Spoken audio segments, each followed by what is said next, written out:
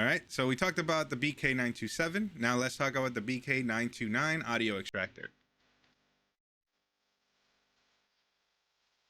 Now, price-wise, the 929 is a little bit more expensive than the 927. It comes out to $129.99 pretty much. Just like the 927, you would plug in your Fire Stick or console to your HDMI input. Your first output is your gaming monitor, and your second output is the one that goes to your amp, soundbar, or AVR. Now, we went into way more detail in the 927 video, so I really do suggest you guys watch that as well.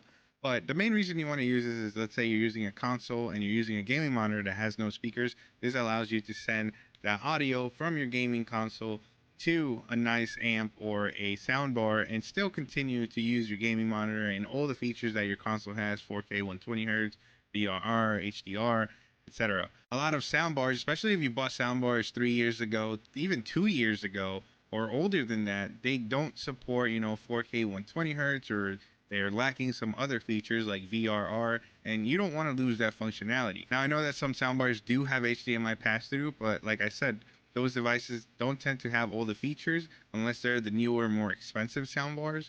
So with this, you can still use that soundbar and not lose any of your console's features. With newer consoles, this device is really useful because the new consoles don't even come with an optical output anymore like the PS4 and the Xbox One did, which is how I would route my Xboxes and my PS4 sound when I used to use my Go XLR. Now, luckily, I have other Orei products, and we talked about that with the HDMI Matrix that still allow me to use my Go XLR. Check that out if you haven't. For me, these devices have been really useful because I've been playing a lot of fighting games or just story mode games without having to put on headphones, especially when I'm wearing glasses. When I do wear glasses, after some time, the pressure from the sides or anything like that, especially with the DT990s, will tend to give me a headache just from adding so much pressure to the side of my glasses.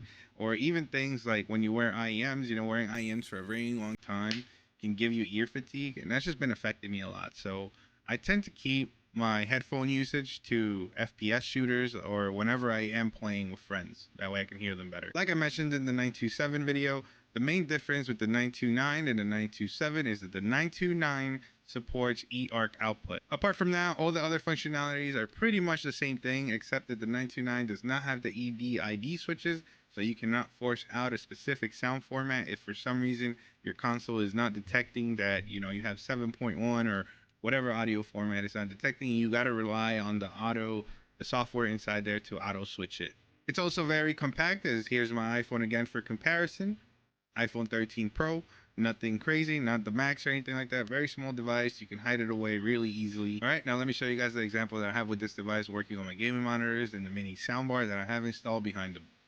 All right, so obviously we have these monitors with no speakers or anything on them. And once we unmute, I have the soundboard behind there, like I showed you guys, behind this monitor down there. We'll unmute it. And now I can enjoy my games, obviously without having headphones or anything, just through the soundbar that's back there.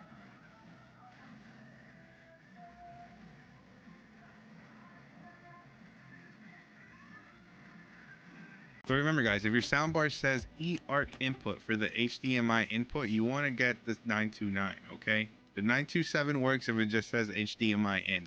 You can save some money and get the 927. With all that being said guys, links in the description for all the things we've talked about. Thumbs up the video if you liked it. Leave your questions in the comment section down below. Subscribe if you haven't. Hit that notification bell so you're notified when I upload a new video, and I'll see you guys next time.